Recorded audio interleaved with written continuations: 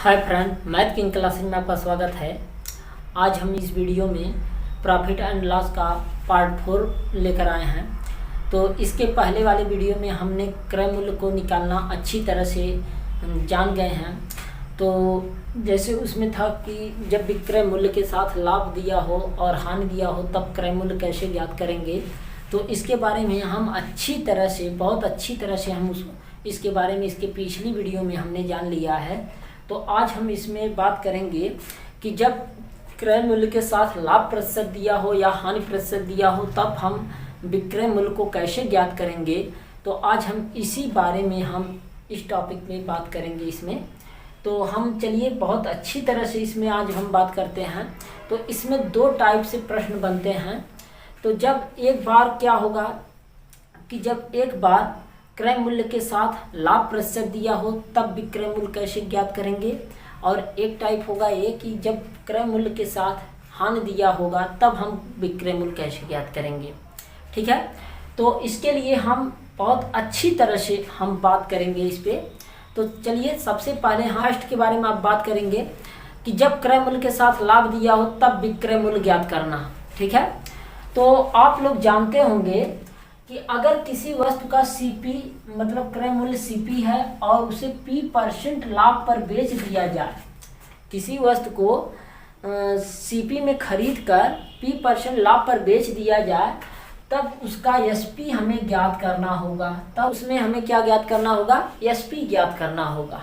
ठीक है, तो जैसे आप लोग इसके पहले हमें पता है कि आप लोग पढ़ चुके होंगे कि सीपी बराबर एसपी बराबर क्या होता है कि एसपी बराबर क्या होगा, सीपी कोष्टक में 100 प्लस प्रॉफिट परसेंट होता है। ठीक है, प्रॉफिट परसेंट बटे 100 होता है। तो आप लोग इसी फार्मूले का प्रयोग करते होंगे, लेकिन हम इस फार्मूले का प्रयोग नहीं करेंगे, क्योंकि अगर हम इस फार्मूले का प्रयोग करेंगे तो हमारे एग्जाम में हमें ज़्यादा से ज़्यादा समय हमारा लगेगा, जिससे हमें बहुत सारा दिक्कत हो सकता है। ठीक है, और कैलकुलेशन भी हमारा जो होगा बहुत टफ आ सकता है। इसलिए हम इस फार्मूले का प्रयोग नहीं करेंगे और इससे भी तेज हम हल करने का कोशिश करेंगे।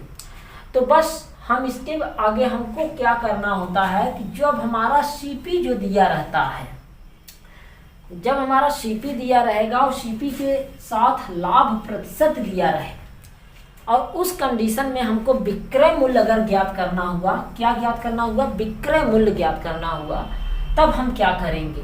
तो सबसे पहले हम बात करेंगे कि भाई क्रय मूल्य को हमें 100% मान लेना है। क्रय मूल्य को क्या मानकर चलना है कि हमारा क्रय मूल्य कितना है, 100% है।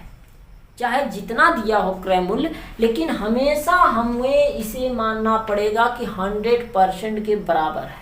उसका क्रय मूल्य कितने के बराबर है, 100% के बराबर है। ठीक है, तो अब हम इसी पे बात करते हैं। बस हमको 100% क्रय मूल्य हम मानेंगे, बस हमारा एसपी हमें तुरंत प्राप्त हो जाएगा। तो चलिए देखते हैं कैसे प्राप्त होगा। कि किसी वस्तु का क्रय मूल्य सीपी है, क्रय मूल्य कितना है, सीपी है, और उसको 20% लाभ पर बेच दिया जाए। किसी वस्तु का क्रय मूल्य सीपी है, उसे 20% लाभ पर बेच दिया जाए, तब उस वस्तु का एसपी क्या होगा, एसपी क्या होगा, मुझे एसपी निकालना है भाई। तो हमने कहा कि सीपी को, क्रय मूल्य को हमेशा कितना मान लेना है, 100% के बराबर मानकर चलना है कि हमारा सीपी कितना है भाई, 100% के बराबर। लेकिन उसे बेचा गया किस में, बेचा गया किस पे बेचा गया भाई, 20% के लाभ पर बेचा गया है। तो इसके पिछली वाली वीडियो में हम पढ़े हैं कि अगर क्रय मूल्य के साथ लाभ दिया हो तब विक्रय मूल्य में हम क्या करते हैं, क्रय मूल्य के साथ लाभ दिया हो तो जोड़कर, हानि दिया हो तो छोड़कर हम एसपी ज्ञात करते हैं। मतलब अगर लाभ दिया है तो जोड़ देंगे और हानि दिया रहता है तो छोड़ देते हैं हम। तो यहाँ पर लाभ प्रतिशत दिया है, लेकिन हमें क्या निकालना है, तो हमने अभी एसपी निकालना है भाई। परसेंटेज में ही एसपी निकालेंगे तो क्या करेंगे, जोड़ देंगे। तो 100% है क्रय मूल्य क्या है 100% है और उसे 20% के लाभ पर बेच रहा है, तो उसका क्रय मूल्य 120%, उसका विक्रय मूल्य कितना हो जाएगा 120% हो जाएगा। कितना हो जाएगा 120% हो जाएगा। सोचो थोड़ा सा, मतलब किसी वस्तु का क्रय मूल्य भाई 100 है, अगर उसे 20% लाभ पर बेचा जाए तो इसका मतलब वो कितने में बेच रहा है 120 पे बेच रहा है, तो उसका विक्रय मूल्य कितना हो गया 120%, क्योंकि परसेंट में है इसलिए हम परसेंट लगा दिए, 120% के बराबर हो गया उसका विक्रय मूल्य। ठीक है, उसका विक्रय मूल्य। अगर हम बात करें कि भाई इधर देखो, ये तो हो गया एसपी जब 20% के लाभ पर बेचा जा रहा था तब उसका एसपी 120% हो गया। लेकिन अगर मान लीजिए इसे हम 10% के लाभ पर अगर बेचते हैं तब एसपी क्या होता, भाई उसका क्रय मूल्य कितना है, क्रय मूल्य 100 है, अब 10 अधिक पर बेचा जा रहा है, इसका मतलब 110% होगा उसका विक्रय मूल्य। अब उसका विक्रय मूल्य कितना हो गया 110%। अगर मान लो इसको 15% लाभ पर बेचा जाता तब विक्रय मूल्य क्या होता, भाई हम हमेशा 100% मानकर चलेंगे क्रय मूल्य को। अगर जितने परसेंट लाभ पर बेचा जा रहा है तो जोड़ देंगे, तुरंत जोड़कर हम क्या करेंगे, इसका एसपी अब कितना हो जाएगा 115%, इसका एसपी कितना हो जाएगा 115%। अगर भाई मान लीजिए कि ये 30% लाभ पर बेच रहा है, अगर 30% लाभ पर बेच रहा है तब इसका एसपी क्या हो जाएगा भाई, इसका एसपी हो जाएगा 130% होगा, क्योंकि हम हमेशा क्रय मूल्य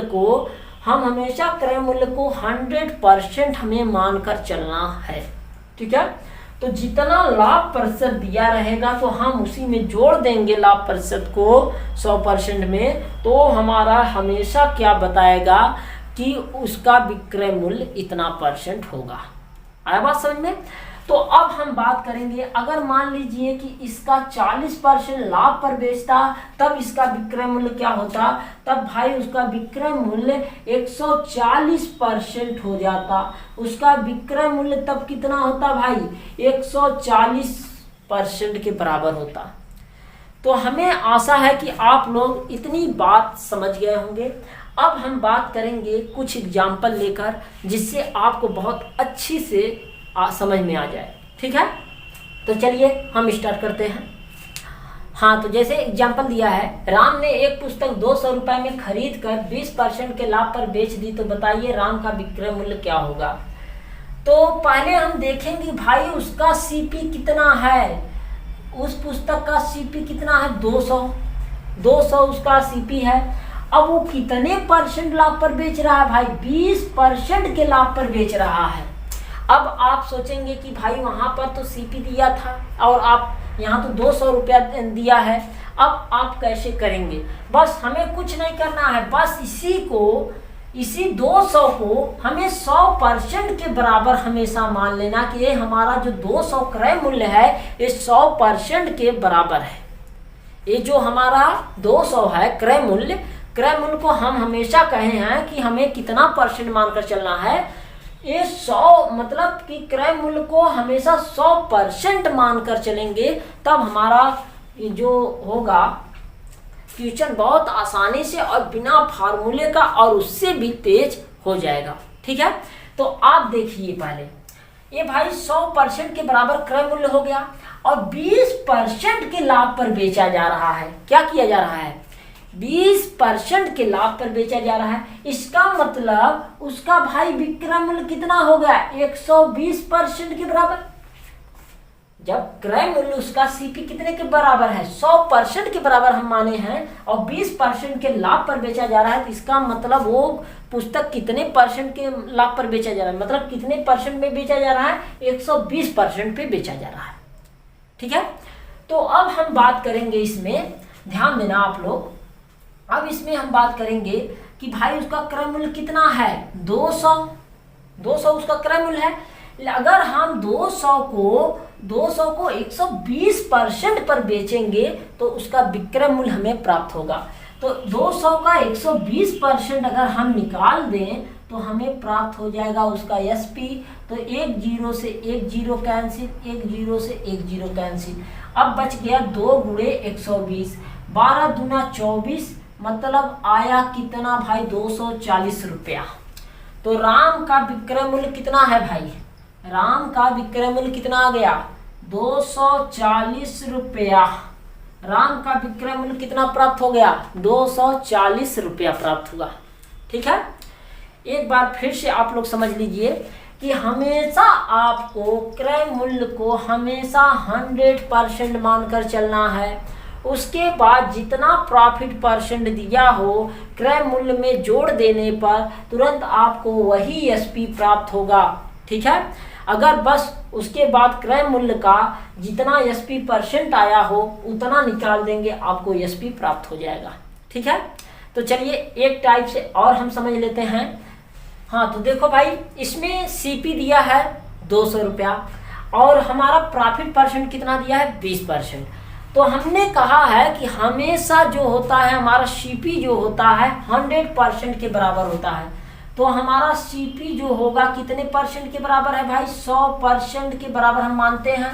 तो हमारा जो CP है कितना है 100%, कितना के बराबर होगा 200।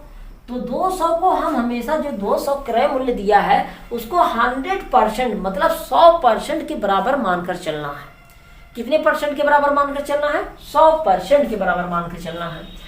तो हम कहेंगे कि भाई अगर 100% का दाम मतलब दिया है कितना 200, 100 कलम का दाम, इस 100% को कलम अगर हम मान लें कि 100 कलम का दाम 200 दिया है, तो हम यहाँ से अगर 100 मतलब एक कलम का दाम निकाल लें, मतलब एक कलम का दाम पहले हम निकाल लें, तो एक कलम का दाम मतलब 1% का दाम क्या हो जाएगा 200 बटे 100%। ठीक है, तो 1% का दाम निकालने के लिए क्या करेंगे, इसी 100 से हमें भाग दे देना है। इसी 100 से हमें क्या करना है भाग दे देना है। तो हम क्या करेंगे, ये 0 से 0, A0 से A0 कैंसिल हो गया।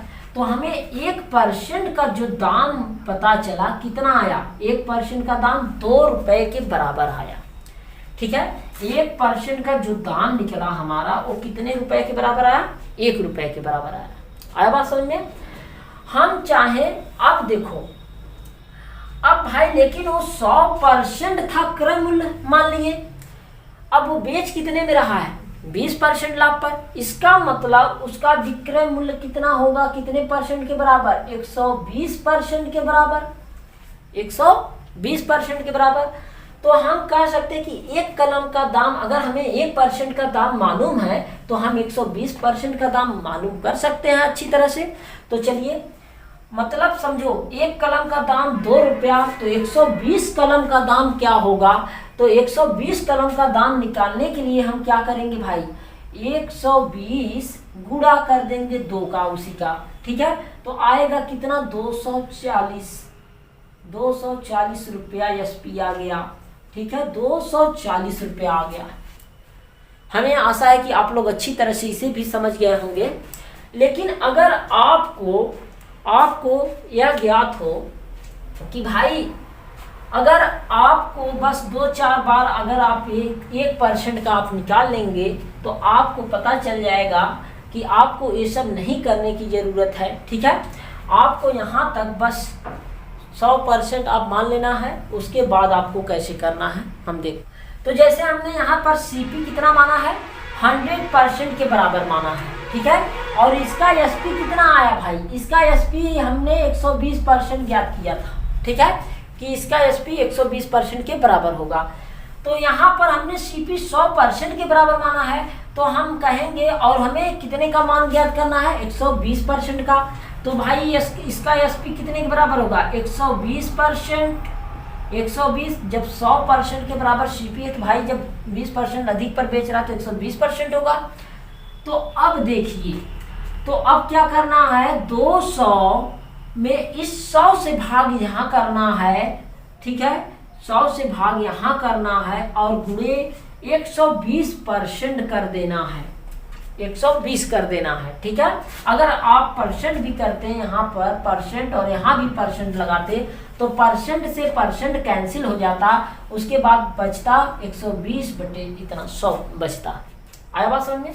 अब 0 से 0 को कैंसिल कर दीजिए, अब बच गया कितना 2 गुणे 120, तो 12 दूनी 24 मतलब 240 रुपया प्राप्त हो गया।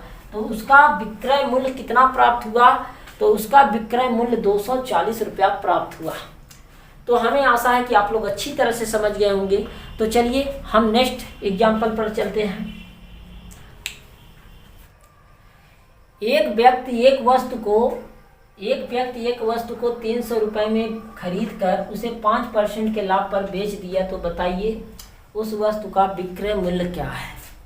तो बताइए उस वस्तु का विक्रय मूल्य क्या है। तो सबसे पहले हम देखेंगे कि वस्तु का क्रय मूल्य कितना है। वस्तु का क्रय मूल्य है 300 रुपया। उसे बेच कितने में रहा, कितने परसेंट के लाभ पर बेच रहा है भाई, 5% के लाभ पर बेच रहा है। ठीक है, कितने परसेंट के लाभ पर बेच रहा है, 5% के लाभ पर। इसका मतलब इसका सीपी हम कितने परसेंट के बराबर मानेंगे भाई, इसका सीपी 100% के बराबर मानेंगे।